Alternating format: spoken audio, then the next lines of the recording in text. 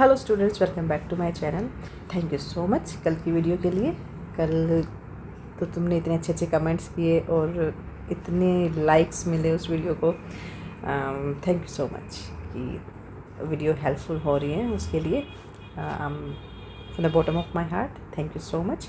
और आज जो पेपर करने वाले हैं वो मेरा फेवरेट है, पर्सनल फेवरेट एग्ज़ाम है ये, क्वेश्चन पेपर कह लो, जो है इंडियन क्लासिकल लिटरेचर। ओके, सो BEGC 101 ये आज हम लोग डिस्कस करेंगे। इसमें जो क्वेश्चंस है ना, मैं क्या बताऊँ, वो जब मैंने ये एग्ज़ाम क्वेश्चन पेपर जब मैं देख रही थी तो मुझे ऐसा लगा कि मैं हर बार यही क्वेश्चन पेपर पढ़ा रही हूँ। वो इसलिए लगा क्योंकि इसमें से बहुत सारे क्वेश्चन जो है वो हर बार रिपीट हो रहे हैं। समझ गए ना? तो हम उन क्वेश्चंस को कितने अच्छे ढंग से लिख पाते हैं, कितने अच्छे ढंग से लिखना चाहिए, वो डिस्कस करेंगे और एक अच्छी सी वीडियो बनाते हैं। ठीक है, सो पहली बार आए हो तो चैनल को सब्सक्राइब कर देना, लाइक और शेयर कर देना एंड हाइप जरूर करके जाना। ठीक है, तो चलो स्टार्ट कर लेते हैं। पहला है हमारा 3 घंटे का ये टाइम होने वाला है और मैक्सिमम मार्क्स होंगे हमारे 100। ठीक है, सेक्शन ए में आपको 3 सेक्शन मिलेंगे वैसे तो। ठीक है, answer questions from all sections as directed. तीनों सेक्शन में से आपको कुछ ना कुछ क्वेश्चन करना है। ऐसा नहीं है कि एक ही पोर्शन में से सारे कर दो और यू आर डन, ऐसा नहीं है। तो पहला क्वेश्चन, पहला जो सेक्शन होगा उसमें आपको कोई 4 करने हैं। ठीक है, 5 नंबर का होने वाला है और 100 वर्ड्स में आपको लिखना है। तो इसमें आपको इस तरह का ये पोएम पोइट्री से भी आ सकते हैं आपके पास पूछने के लिए, ये जैसे प्रोज से आ गया, प्ले से आ गया। ठीक है, और कुछ इस तरह के क्वेश्चंस आएंगे जैसे ये आपके सामने हैं। ठीक है, तो हम यहाँ से बात करने वाले हैं। मैं जो क्वेश्चन लेने वाली हूँ पहला वो यही है, इसी को हम लोग करेंगे। ये क्वेश्चन जो है ये यहाँ पे शॉर्ट नोट में आया है, बट ये जो है ये 10 मार्क्स के क्वेश्चंस में भी अक्सर पूछा जाता है। तो write a short note on Bhavabhuti as a dramatist, कि जो भावभूति थे वो एज ए जो ड्रामेटिस्ट थे, ड्रामा ही लिखते थे। ठीक है, तो उनके ऊपर लिखना है, उनके बारे में बताना है कि एज ए ड्रामेटिस्ट वो क्या थे, कैसे थे, क्या लिखते थे और क्या उनका काम था। ठीक है, चलिए स्टार्ट कर लेते हैं। इंट्रो में सबसे पहले एक बात और, मैं कोशिश करूँगी ये पूरा ही पेपर सॉल्व करने की, क्योंकि इसमें सारे इम्पोर्टेंट क्वेश्चंस हैं और सारे के सारे अक्सर रिपीट हुए हैं, रिपीट होते ही रहते हैं। किसी ना किसी फॉर्म में आपसे पूछ लिया जाएगा, या तो बड़े क्वेश्चन में या छोटे क्वेश्चन में, शॉर्ट नोट में। तो जो मैं करा रही हूँ वो ध्यान से कर लेना। ओके, तो पेपर आपका बहुत अच्छा जाने वाला है।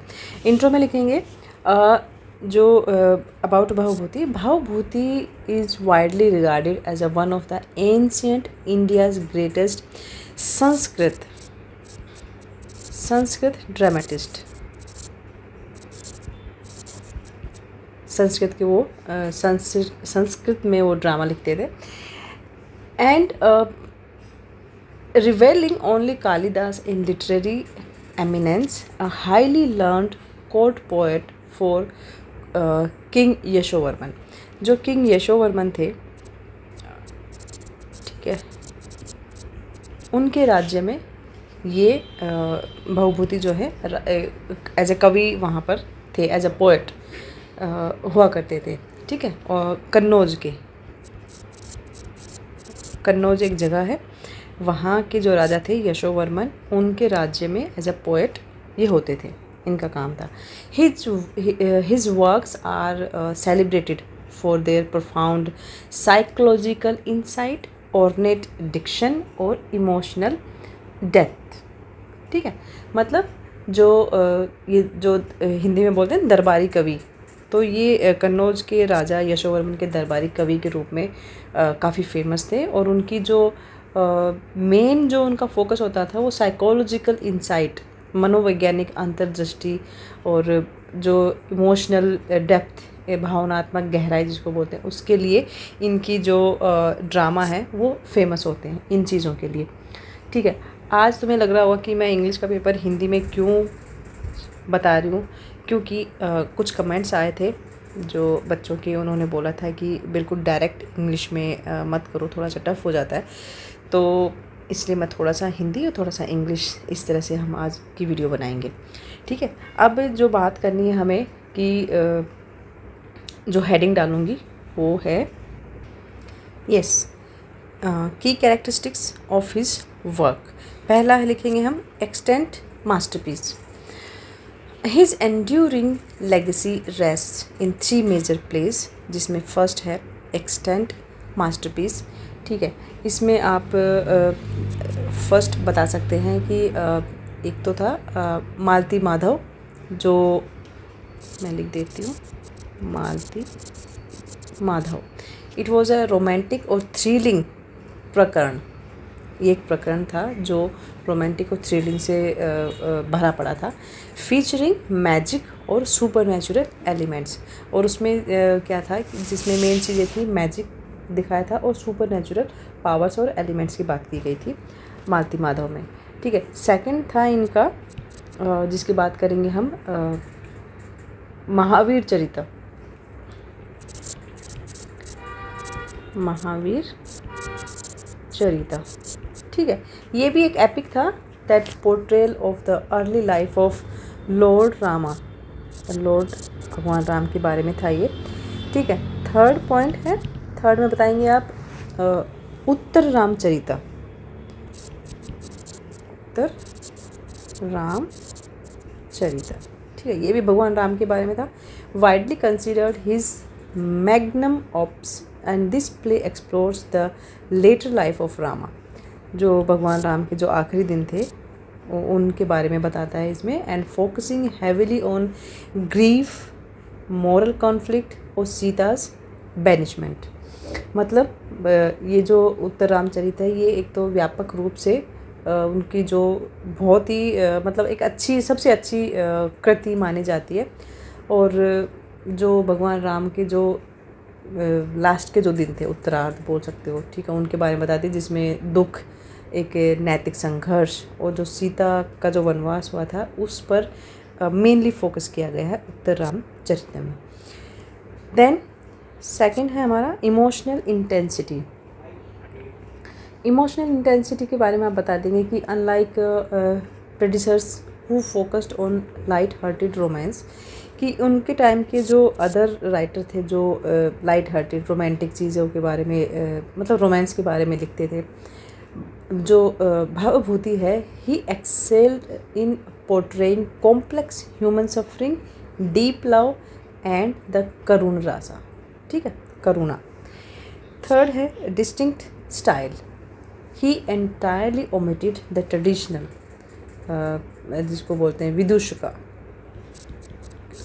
विदूषका, ठीक है, from his place opting instead for a somber, grave tone that blended heroic drama with the Macbeth और supernatural।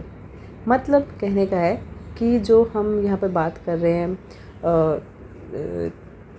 डिस्टिंक्ट स्टाइल की, मतलब उनकी अपनी ही एक विशिष्ट शैली थी जिसको हम बोल सकते हैं।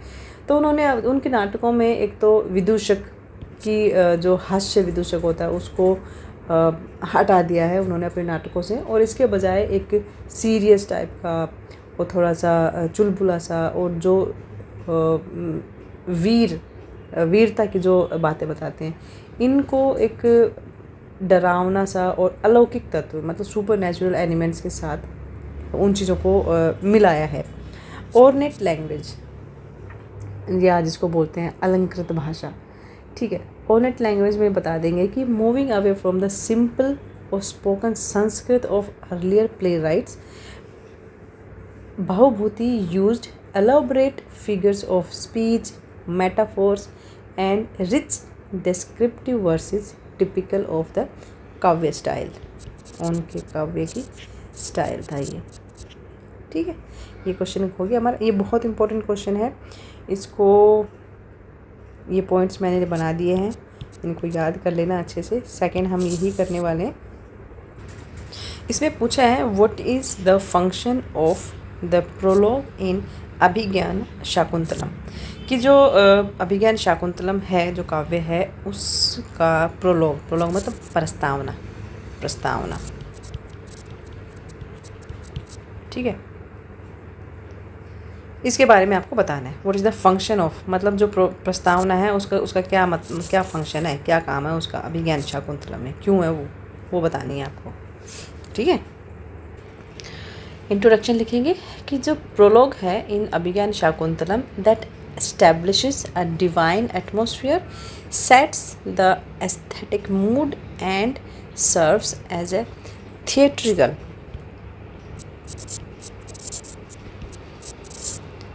bridge. ठीक है, और it consists of a traditional nandi and a meta-theatrical dialogue between the stage manager, ठीक है, सूत्रधार जिसको बोलते हैं, और an actress which smoothly transitions the audience into the unfolding drama. मतलब जो अभिज्ञान शाकुंतलम है वो उसकी जो प्रोलॉग है, जो प्रस्तावना है, वो एक डिवाइन एटमॉस्फेयर का निर्माण करती है और जो एक आर्टिस्टिक माहौल बना देती है नाटक को, और नाटक और ऑडियंस के बीच में एक ब्रिज की तरह काम करती है प्रस्तावना। इसमें क्या होता है ना कि एक जो पारंपरिक नंदी जो भगवान शिव का आह्वान करने वाले होते हैं उनका आशीर्वाद लेने के लिए, और जो सूत्रधार हैं, इसके साथ साथ एक एक्ट्रेस के बीच एक नाटकीय संवाद जो है वो शामिल है, जो ऑडियंस को एक तरह से स्मूथली नाटक के साथ साथ उसको जो नाटक का जो मेन पार्ट है वहाँ तक ऑडियंस को लेके जाती है। ठीक है, ये होती है, इसका काम होता है प्रस्तावना का, प्रोलॉग का। इसका हम फर्स्ट पॉइंट मैं लिख देती हूँ। चलिए, जो मेन इसके फंक्शंस होने वाले हैं, ठीक है, मेन फंक्शंस लिख देते हैं यहाँ पे, मेन फंक्शंस। ठीक है, तो इसमें फर्स्ट हेडिंग हम बनाएंगे divine benediction. It begins with a blessing invoking the 8 visible form of Lord Shiva, जो कि है वाटर, एयर, फायर, अर्थ, सन और मून। ठीक है, स्पेस, हाँ एयर भी था, मैंने गलती से हटा दिया, ब्रेथ। ठीक है, ये 8 उनके जो विजिबल फॉर्म्स होते हैं लॉर्ड शिवा के, to protect the audience and ensure the play's flawless execution. ठीक है, मतलब इसकी जो स्टार्टिंग होती है ना, भगवान शिव के जो 8 जो ये रूप हैं, जो मैंने यहाँ पे जो लिख दिए हैं, इनका आह्वान करने के लिए एक आशीर्वाद से होती है, ताकि जो ऑडियंस है उनकी रक्षा की जा सके, और नाटक का जो है जो निष्पादन है, जो अंत है, वो एक बिना किसी गलती के हो सके। ठीक है, तो डिवाइन बेनेडिक्शन। सेकेंड है एस्थेटिक और thematic setup.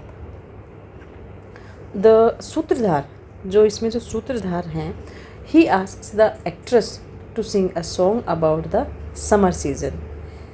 This introduces the mood of sensuousness, beauty, passion and flirtation, setting the emotional tone for King Dushyant and Shakuntala's romantic encounters.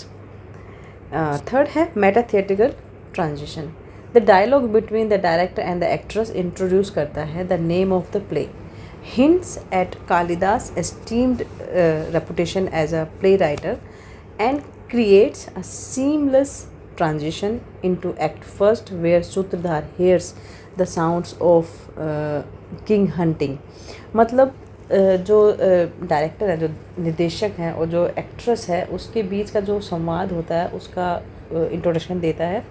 और एक नाटककार के रूप में जो कालिदास है वो काफ़ी रिनाउंड उनकी जो क्वालिटीज़ हैं उनकी तरफ एक संकेत देता है। और जो पहला वाला एक्ट है उसमें जो जहाँ सूत्रधार जो राजा की शिकार करने की आवाज़ें उनको सुनाई देती है, वो जो प्ले है उसके फर्स्ट पार्ट में ये सारी चीज़ें सुनाई देती हैं आपको। ठीक है, तो ये जो प्रोलॉग है उसका मेन यहाँ पर आप लिख सकते हैं। उसके जो मेन फंक्शंस हैं वो यही होने वाले हैं, डिवाइन बेनेडिक्शन, एस्थेटिक और थेमेटिक सेटअप और meta theatrical transition. Okay, next कर लेते हैं। Comment on the use of verse and prose in Mrichchhakatika. जो मृच्छकटिका नाटक है उसमें वर्सेस और प्रोज का किस तरह से यूज़ हुआ है उसके बारे में बताना है। तो इंट्रो में बता देंगे कि किंग शुद्राज मृच्छकटिका जिसका नाम इंग्लिश में बोलेंगे द लिटिल क्ले कार्ड इस प्रकरण सेक्युलर प्ले कह सकते हैं आप इसको, secular play, renowned for seamlessly blending prose and verse. The prose drives the dynamic narrative and dialogue, ठीक है, नैरेटिव और डायलॉग को बारे में बताता है। while the verse, ये वर्सेस जो है ये फंक्शंस करता है एज लिरिकल पोज, जहाँ पर कुछ गाने या कुछ कविताएं वगैरह की जो बातें होती हैं उनका यूज़ होता है। Philosophical musics and emotional highlights establishing a deeply realistic yet poetic theatrical experience. Okay, इतना सा हमें लिख देना है इनके बारे में।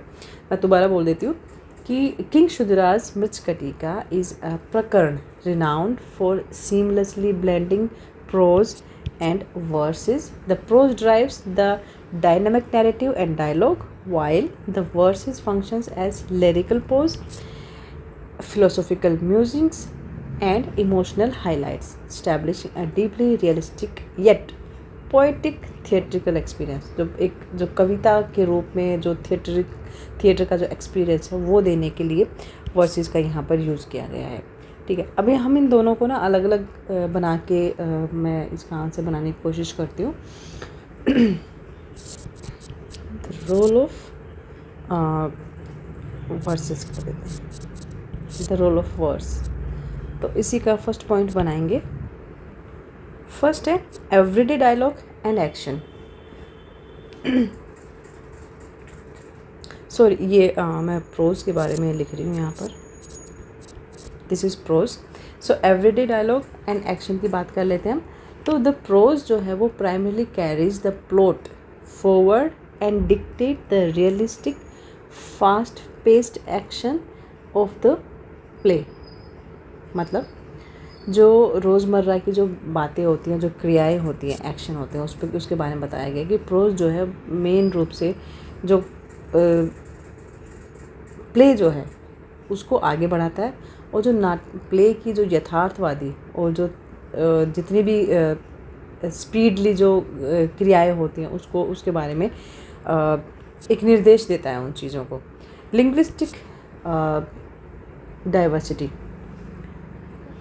Pros is split across linguistic lines. Educated elite male characters, इसमें जो पढ़े लिखे मेल कैरेक्टर्स हैं जैसे Brahmans and nobles, speaks in Sanskrit, वो संस्कृत में बात करते हैं। और जो लेडीज़ हैं while women servants and lower class characters speaks in Prakrit. Linguistic diversity के बारे में इतना लिखना है कि जो उस टाइम के जो अमीर लोग थे या जो ब्राह्मण्स थे और जो नोबल्स थे, एजुकेटेड और एलीट मेल कैरेक्टर की बात हो रही है यहाँ पर, वो तो बात करते थे संस्कृत में, और जो अदर थे जैसे वुमेंस हो गई, सर्वेंट्स हो गए, लोअर क्लास के पीपल हो गए, वो बात करते थे प्राकृत भाषा में। ये ऐसा नाटक में दिखाया है। ठीक है, देन थर्ड है social realism. The prose sequences which often employ coarse colloquial prakrit are vital for depicting street life, humor और gritty social realities in Ujjain.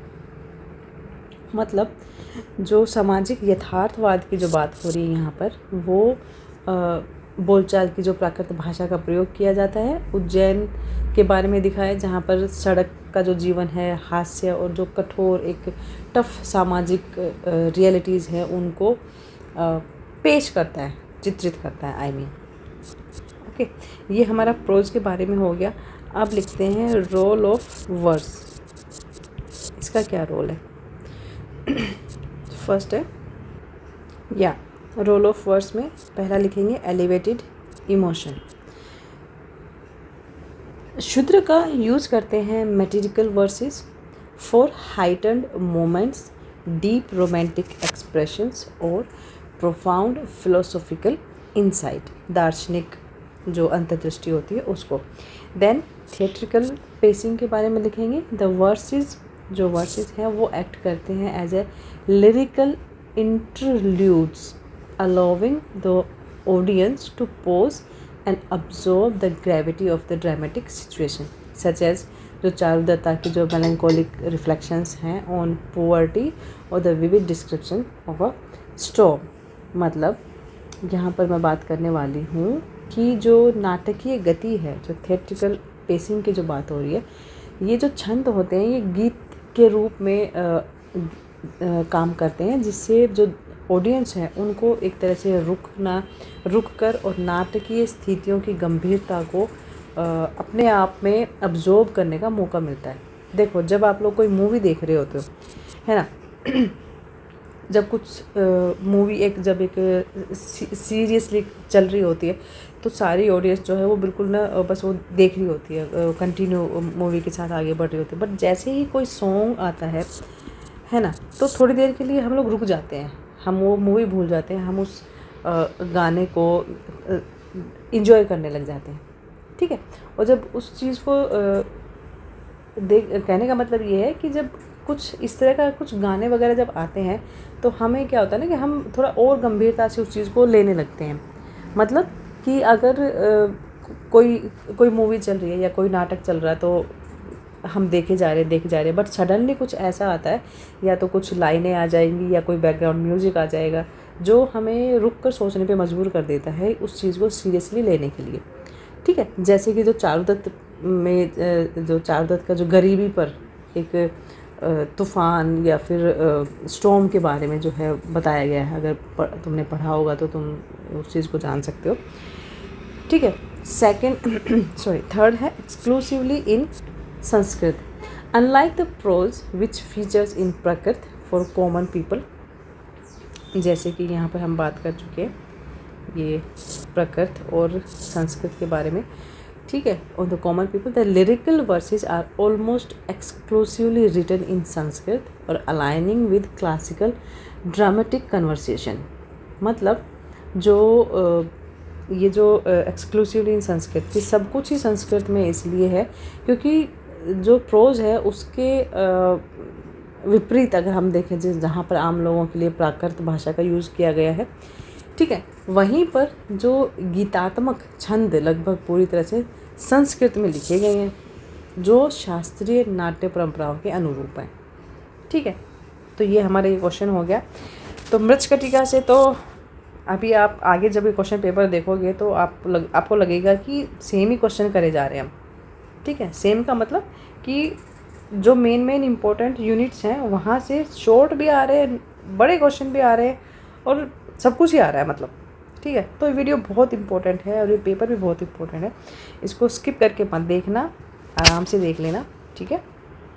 Next देख लेते हैं संगम लिटरेचर। इस पर जो है 10 नंबर का भी क्वेश्चन आता है, 20 नंबर का भी क्वेश्चन आता है। पर यहाँ पे हम शॉर्ट नोट कर रहे हैं, कहने का मतलब ये संगम लिटरेचर को पढ़ के जाना बहुत अच्छे से। Okay. So right a short note on Sangam literature. Sangam literature क्या था उसके बारे में आपको बताना है। एक चीज़ और, ये वीडियो बहुत बड़ी होने वाली है तो मैं 2 पार्ट्स में डिवाइड करूँगी इस वीडियो को। ठीक है। एक में ही अगर बनाऊँगी तो वो 1 घंटे से ऊपर चली जाएगी, तो मैं इस वीडियो को 2 पार्ट्स में डिवाइड करूँगी, तो दोनों ही पार्ट्स देख लेना। ये मत करना कि पहला देखा और ठीक है हो गया, आ जाएंगे मार्क्स। ठीक है। क्योंकि जो बड़े क्वेश्चंस हैं वो सेकंड वीडियो में ही आने वाले हैं। ठीक है। तो इस चीज़ का ध्यान रखना। चलो संगम लिटरेचर देखते हैं। चलिए इंट्रोडक्शन में बताएंगे आप कि Sangam literature is the earliest body of Tamil literature. ठीक है। कंपोज्ड बिटवीन अप्रोक्सीमेटली 300 BCE और 300 CE इन साउथ इंडिया। ठीक है। साउथ इंडिया मेनली जो मेन रीजन थे ऑफ द प्रेजेंट डे, मतलब उस टाइम जो मेन थे और आज भी हैं प्रेजेंट में, वो थे Tamil Nadu. Okay. It called a Sangam. Sangam इसलिए बोला जाता था because it is believed to have been produced during literary assemblies of और अकेडमीज नोन एज संगम। इसके मेन फीचर्स की बात कर लेते हैं। सबसे पहले तो ये तमिल लैंग्वेज में लिखा गया था। ओके, ठीक है। It provides valuable information about the social, political, economical और cultural life of ancient South India. जो एंशियंट साउथ इंडिया है उसका social, political, economical, cultural life के बारे में बताता है। एंड अनदर कि ये जो पोएम्स हैं, the poems are composed by many poets including kings, merchants and womens. जो पोएट्स थे उस टाइम के, उसमें राजा भी होते थे जो लिखते थे, मर्चेंट्स भी थे, व्यापारी, और वुमन। थीम्स जो थी वो जो थीम हुआ करती थी वो डिपेंड थी लव पर। लव थीम होती थी, वॉर, ब्रेवरी, ट्रेड, व्यापार और प्रकृति, नेचर। ठीक है, ये हो गए मेन फीचर्स। इम्पोर्टेंट वर्क की बात कर लेते हैं। संगम लिटरेचर जो है था वो 2 पार्ट्स में डिवाइडेड था। पहला था फर्स्ट था एथुथोकाई, ठीक है, एंड सेकंड था पाथुपाटू। मतलब इसका मतलब था 10 आइडियल्स और इसका मतलब था 8 एंथोलॉजीज़। ठीक है, ये 2 पार्ट्स में बटा हुआ था, एथुथोकाई और पाथुपति। देन अदर इम्पोर्टेंट वर्क्स थे जो एसोसिएटेड थे विद संगम एज, जिसके बारे में आप बता सकते हैं कि एन अर्ली तमिल ग्रामर और लिटरेरी वर्क जिसमें पढ़ाया जाता था, और फेमस तमिल एपिक्स उसके बारे में आप बता सकते हैं। ठीक है, ये इम्पोर्टेंट वर्क हो गया। इसका हिस्टोरिकल इम्पोर्टेंस क्या था? हिस्टोरिकल इम्पोर्टेंस में आप बता सकते हैं कि इसमें डिस्क्राइब किया गया है द रूल ऑफ चेरा, चोला और पांड्या। ये किंगडम हुआ करते थे। ठीक है, इन किंगडम्स के बारे में बताया गया, चेर, चोल और पांड्या के बारे में मेंशन किया गया है। अबाउट फॉरेन ट्रेड विद रोम और अदर रीजन्स, उनके साथ व्यापार होता था, वो बताया गया है। And reflects the lifestyle, beliefs and customs of ancient Tamil society. जो एंशियंट तमिल सोसाइटी है उसका लाइफस्टाइल कैसा था, बिलीव्स क्या थे, उनके क्या विश्वास थे और क्या कस्टम्स थे, उसके बारे में बताया गया है। तो ये हिस्टोरिकल इम्पोर्टेंस में आप बता देना। तो ये है एक short note about Sangam literature. Main features बता देना, फिर इम्पोर्टेंट वर्क क्या क्या था उसके बारे में बताएंगे, और फिर हिस्टोरिकल इम्पोर्टेंस। ठीक है, तो ये हमारा सेक्शन ए हो जाता है। Now we are moving to section B, जिसमें क्वेश्चन होने वाले हैं 10 नंबर के। ठीक है, 250 वर्ड्स में आपको लिखना है। वर्ड्स का और टाइम का हमेशा ध्यान रखना, मैं हर वीडियो में बोलती हूँ। नहीं रखोगे तो पेपर पूरा नहीं हो पाएगा, मार्क्स अच्छे नहीं आ पाएंगे, सारी मेहनत वेस्ट हो जाएगी। चलो देखते हैं इसमें भी। पहला ही क्वेश्चन हम लेने वाले हैं। What is the purpose of dramatic art according to Bharata Muni's Natya Shastra. जो भरत मुनि ने जो ये लिखा था नाटक, नाट्य शास्त्र जो लिखा था, इसके बारे में आपको बताना है कि जो ड्रामेटिक आर्ट जो यूज़ हुई है उसका क्या पर्पज़ है, क्यों किया है उन्होंने ड्रामेटिक आर्ट का यूज़। तो वो हम यहाँ पे बताएंगे। इंट्रोडक्शन में लिखेंगे कि अकॉर्डिंग टू भरत मुनि's नाट्य शास्त्र, the primary purpose of dramatic art is to act as an instrument of instruction. ध्यान से सुनना, instrument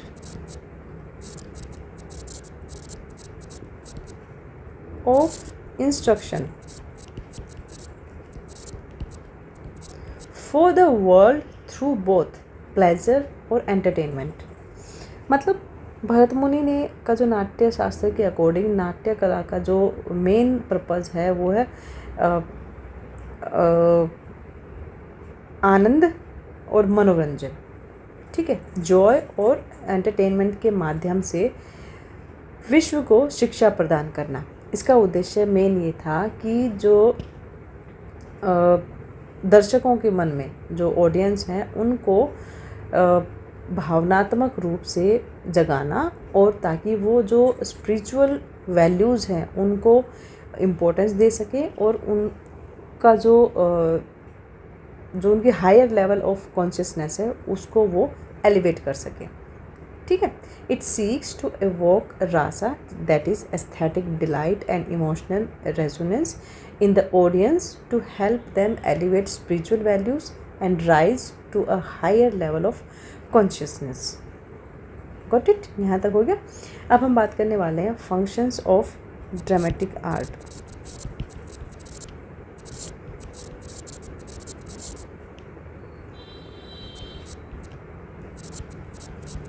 ठीक है, स्क्रीन पे ना थोड़ा सा प्रॉब्लमेटिक होता है लिखना, बट इट्स ओके. ये हमारी हेडिंग होगी. इसमें हम पहला पॉइंट लिखेंगे एवोकिंग रासा, एस्थेटिक डिलाइट जिसको बोलते हैं. तो the ultimate goal of a theatrical performance is to produce rasa, rasa, enjoyment by imitating human emotions.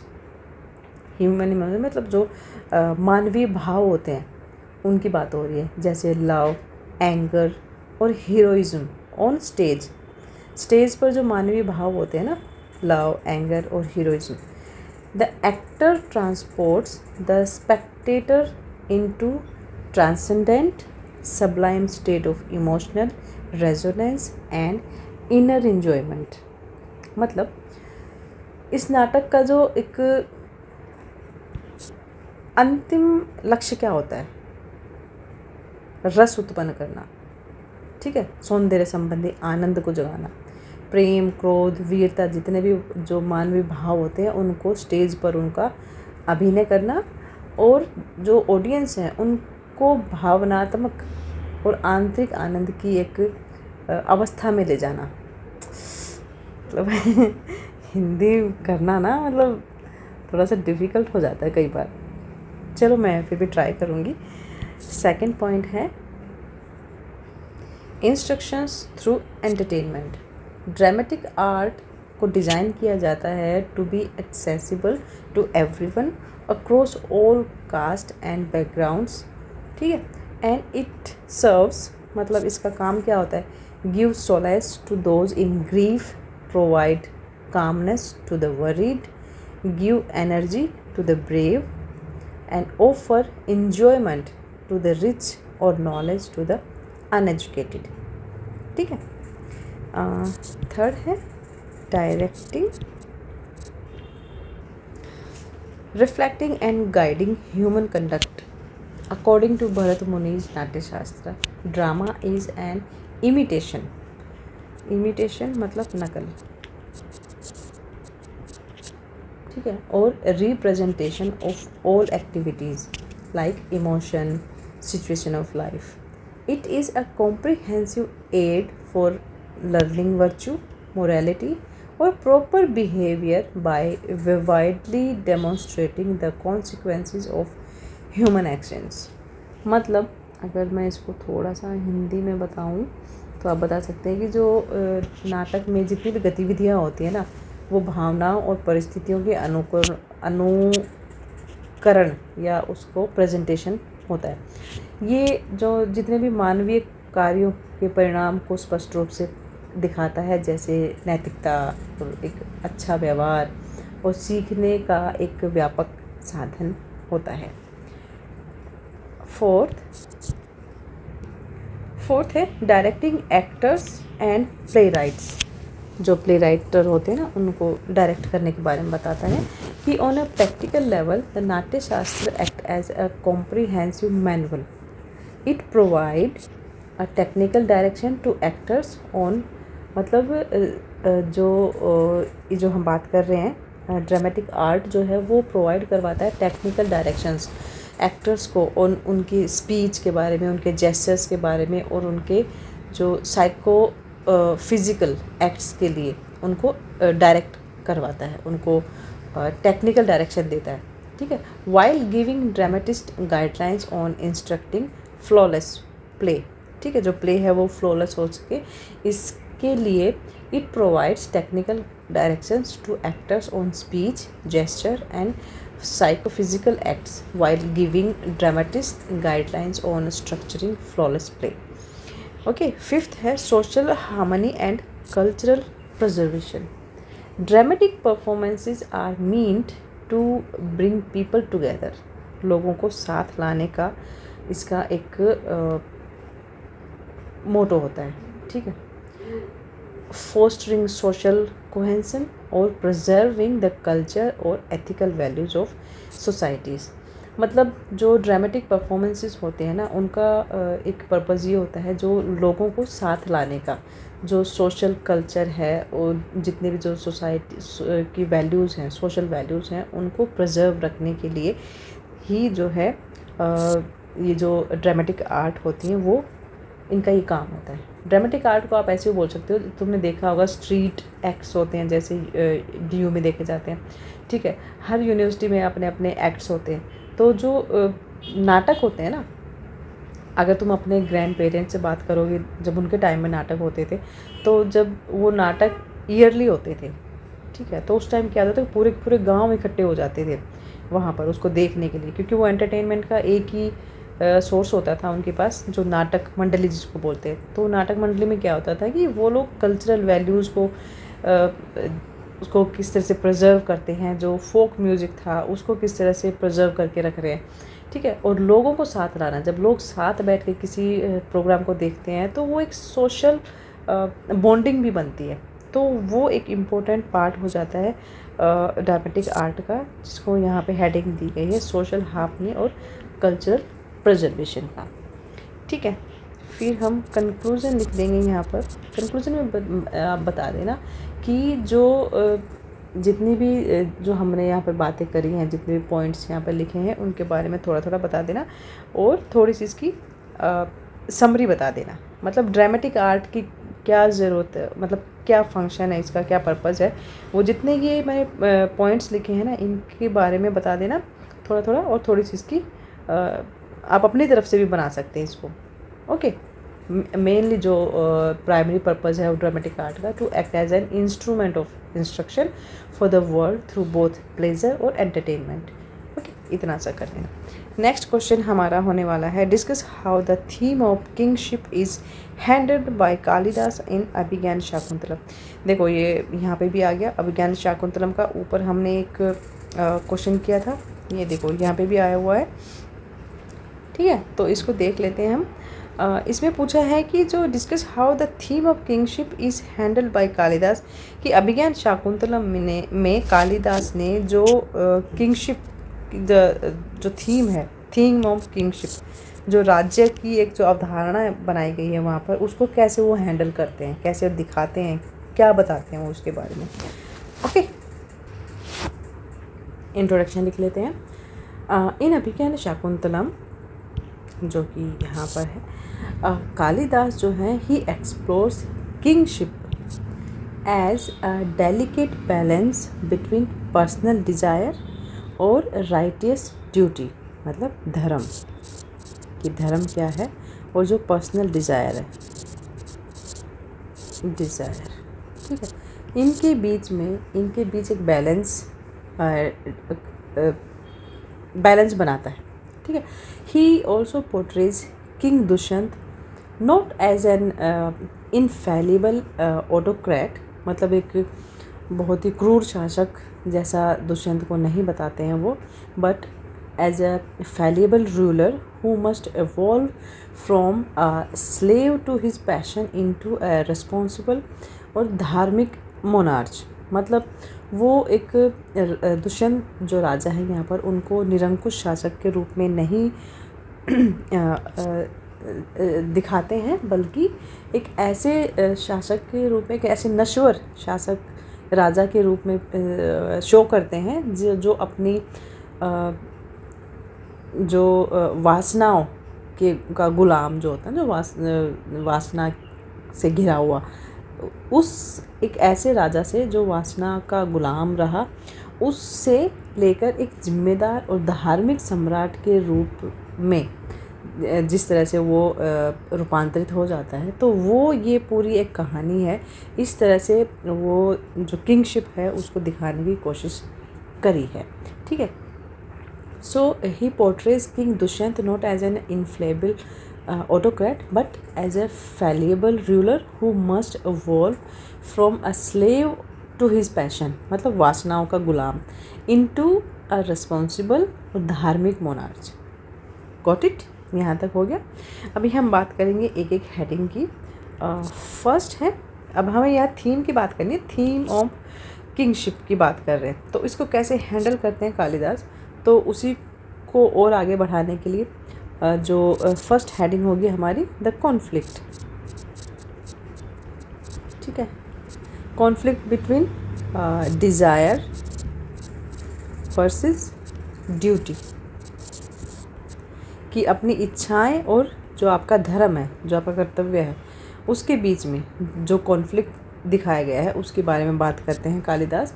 कि at the start king Dushyanta enters the serene forest hermitage on a hunt करने के लिए वो जंगल में जाते हैं, symbolically representing a predatory monarch. तो वहाँ पे दिखाया गया है कि वो जिस तरह से वो जंगल में जाते हैं शिकार करने के लिए, तो वो एक तरह से ना एक ऐसा राजा दिखाया गया है जो प्रीडेटरी है। प्रीडेटरी मतलब शिकारी राजा।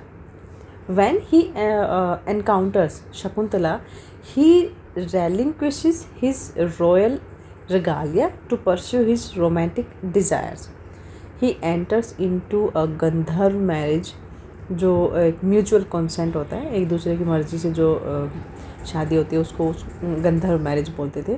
However, in doing so, he neglects his primary kingly duties.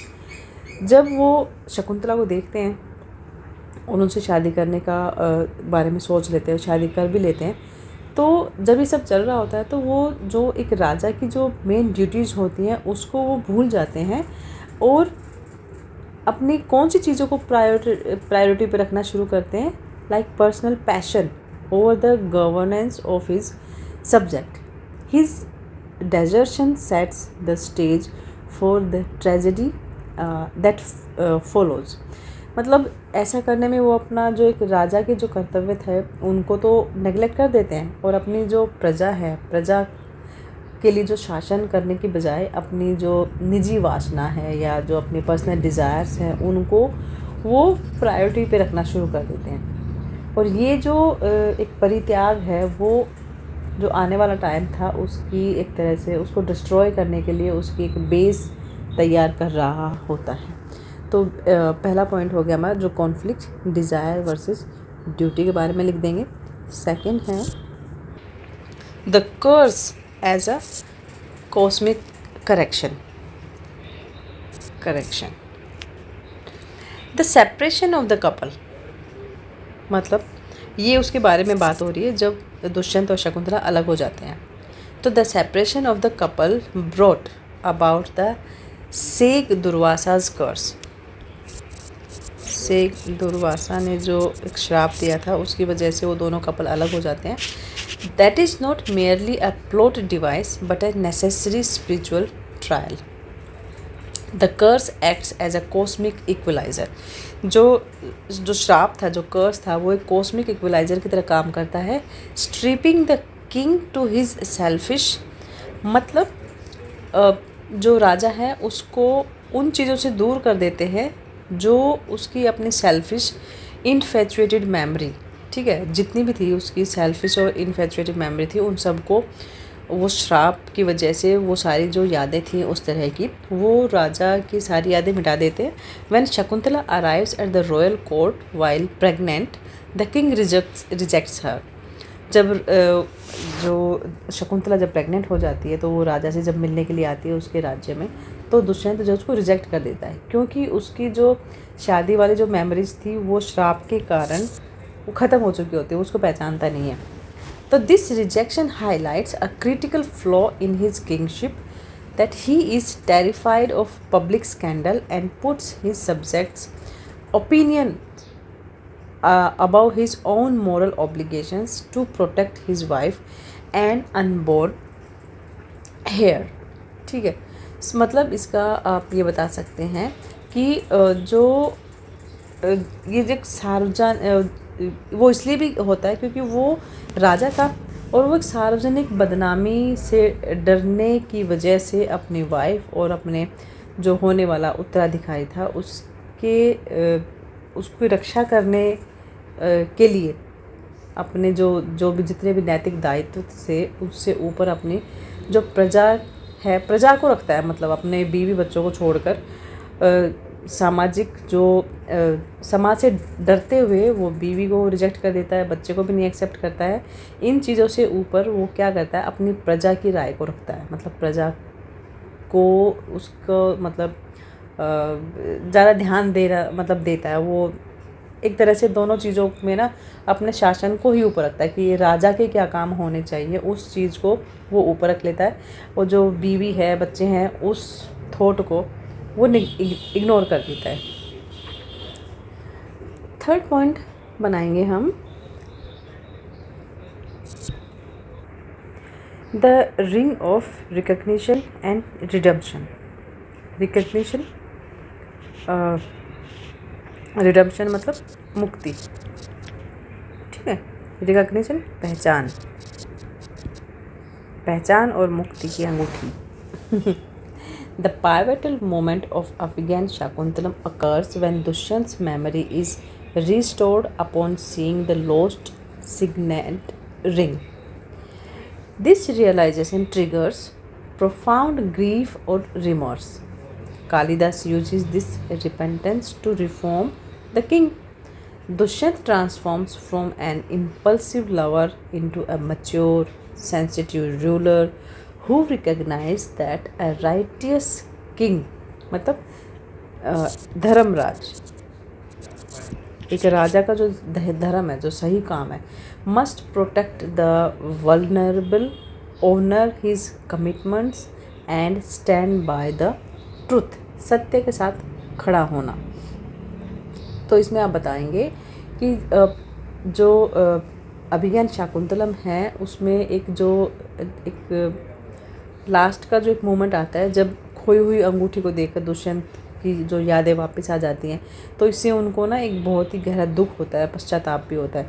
तो कालिदास इस पश्चाताप का यूज़ जो है वो राजा के सुधार के लिए करते हैं। दुष्यंत जो है वो एक आवेगशील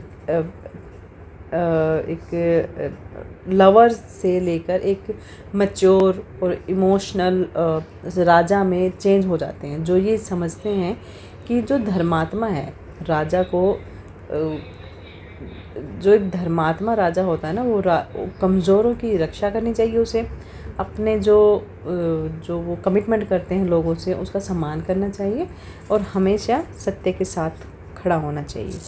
तो the ring of recognition and redemption, तो जैसे ही अंगूठी मिलती है तो फिर सारी चीज़ें चेंज हो जाती हैं, वो आपको बताना है इसमें।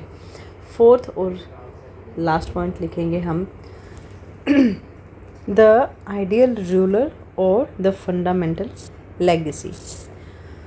द फाइनल एक्ट जो है इस प्ले में that take place heavenly hermitage when Dushyant meets his son Bharat, ठीक है, जब वो भारत से मिलता है अपने सन से। दिस रीयूनियन सिम्बलाइज करता है the ultimate harmony of human emotion का और कॉस्मिक ड्यूटी का।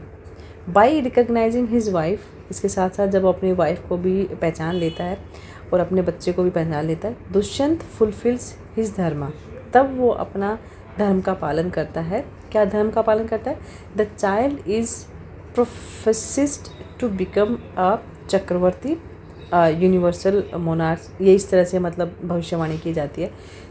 थ्रू भारत कालिदास जो है वो ties the king's personal journey to the grand destiny of Bharatvarsh, जो इंडिया हम जिसको बताते हैं, ठीक है। तो ये हमारे 4 पॉइंट हो जाएंगे कि आइडियल रूलर और द फंडामेंटल लेगेसी के बारे में बता देना है आपने। उसके बाद कंक्लूजन, एक और क्वेश्चन करते हैं इसमें जो कि होने वाला है ये, एक्सप्लेन द सिग्निफिकेंसेस ऑफ सूत्रधार एंड नटी इन मृच्छकटिका। मृच्छकटिका नाटक में सूत्रधार और नटी के सिग्निफिकेंस, क्या विशेषताएं हैं, क्यों है ये, क्या काम होता है इनका, वो बताना है आपने।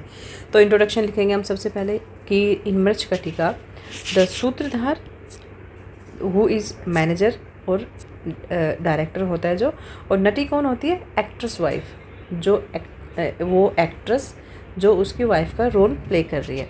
दे both plays a vital function of breaking the illusion of the play, illusion of the play।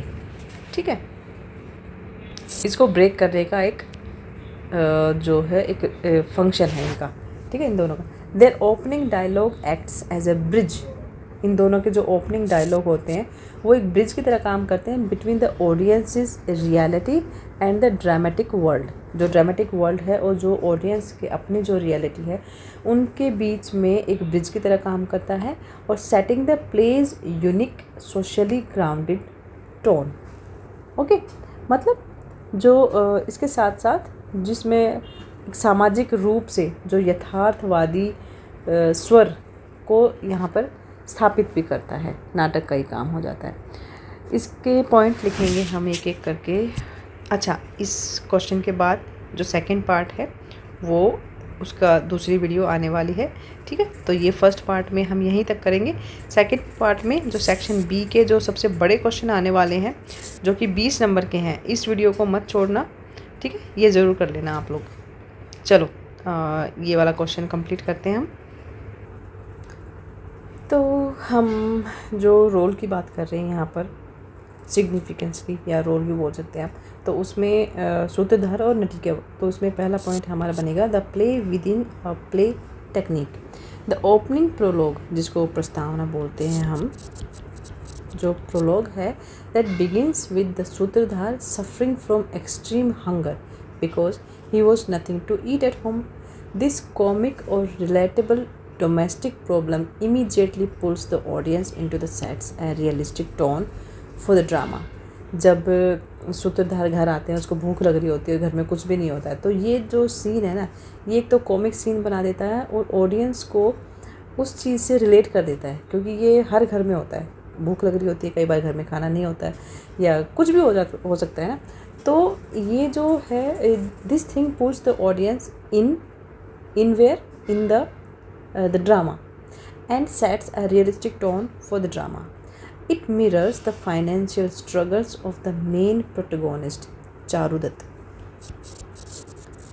Dutta की जो फाइनेंशियल हालत होती है उसके बारे में बताता है और इस्टेब्लिश करता है a playful everyday atmosphere before the more serious events of the day unfold. ठीक है, तो एक प्ले के अंदर प्ले वाली टेक्निक यहाँ पर आप बताएंगे। फिर है लिंग्विस्टिक कॉन्फ्लिक्ट, भाषाई कॉन्फ्लिक्ट नहीं है, कंट्रास्ट है। ओके, तो ट्रेडिशनली संस्कृत ड्रामा वो strictly separated the language of different characters to signify their social hierarchy, जैसे royal people the polish Sanskrit, while women और lower class character spoke Prakrit, हम बात कर चुके हैं ना ऑलरेडी। तो द सूत्रधार और नटी जो हैं actively play with his convention by having the sutradhar switch from Sanskrit to Prakrit just to converse casually with his wife. Playwright Sudhraka highlights the everyday reality of message over rigid aristocratic protocols की बात करते हैं यहाँ पर। थर्ड पॉइंट है हमारा theatrical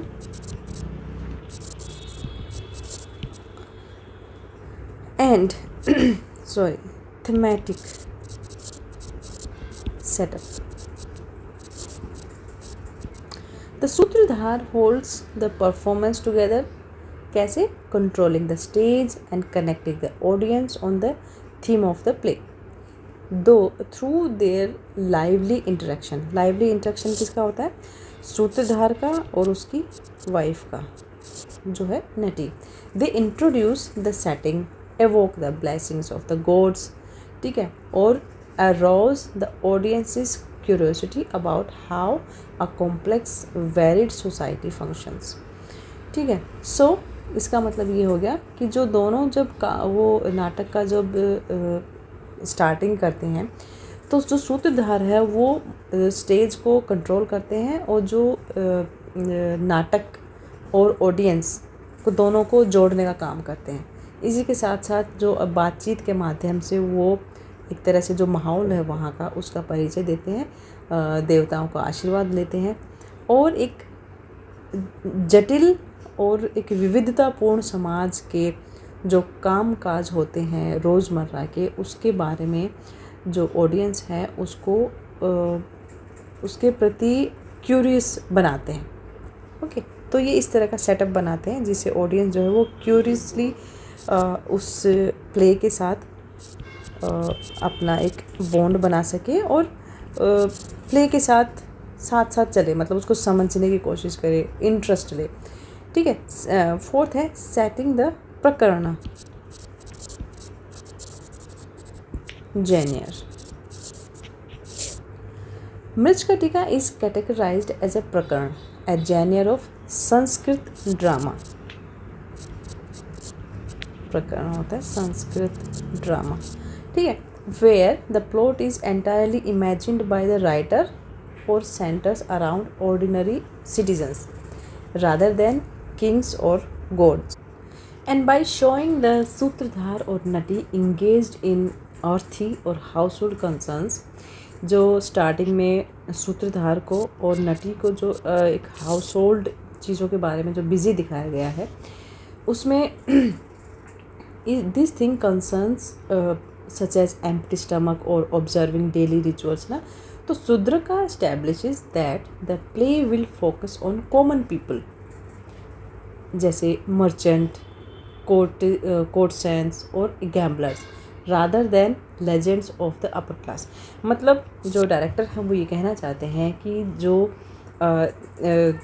सूत्रधार और नटी के जरिए जो सामाजिक एक जो व्यवहार दिखाया गया, वहाँ पर समाज का एक रूप दिखाया गया है जहाँ पर एम्प्टी स्टमक है और जितनी भी डेली रिचुअल्स की जो चीज़ें वहाँ पे ऑब्जर्व करी जा रही है।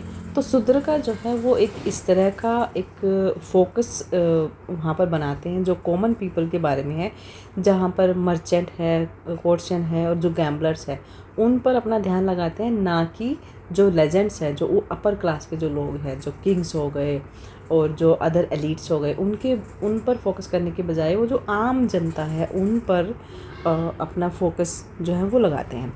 ठीक है। इसके बाद हम कंक्लूजन लिख देंगे।